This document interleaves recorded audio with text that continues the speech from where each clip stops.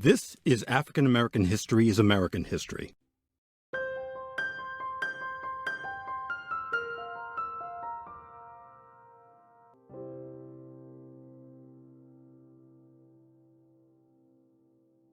In 1937, Washington helped found what would become the Negro Actors Guild of America, a group that advocated for less stereotypical roles and better working conditions for black actors.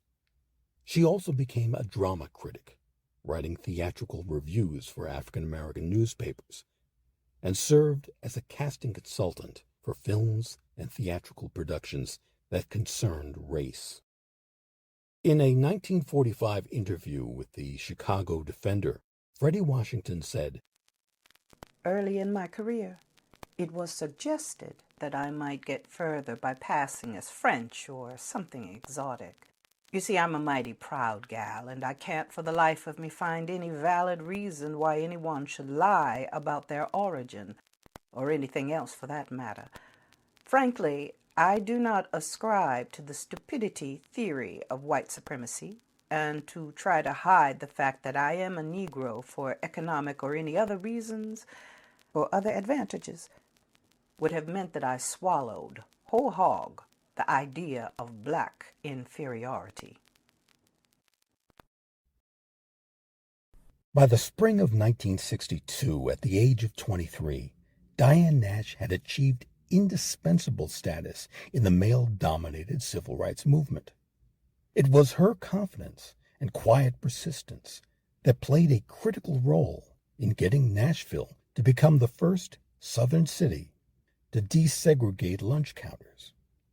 While participating in the Nashville sit-in, Diane Nash first met fellow protester James Bevel, organizer of the Children's Crusade in Birmingham, whom she would later marry.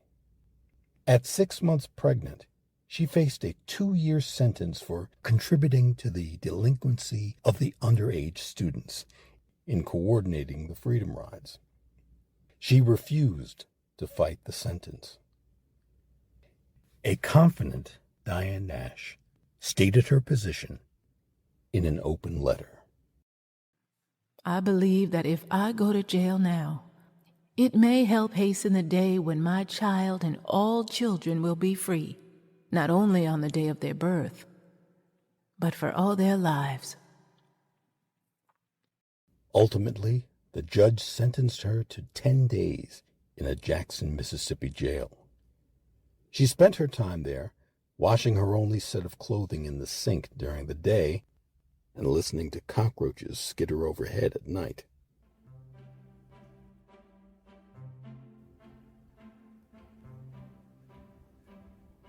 On July 1st, 2022, Diane Judith Nash was awarded the Presidential Medal of Freedom, this country's highest civilian award, by President Joe Biden. Today, at 85 years old, Diane Nash is still giving talks about, quote, those times, end quote, which were not so long ago. Young people are amazed at how easily she compares the struggle for civil rights in the 1960s with current situations in the world, and how important it is to stay engaged, because the work is far from over. Diane Nash, truly one of the most influential and effective leaders of the civil rights movement in the 1960s. There is a source of power in each of us that we don't realize until we take responsibility.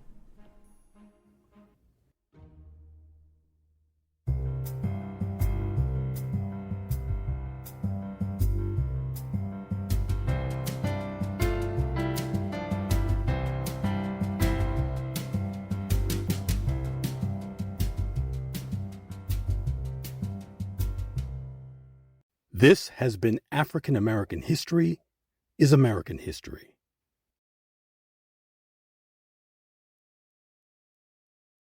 African American History is American History. Copyright H.C. Kearsley, 2025.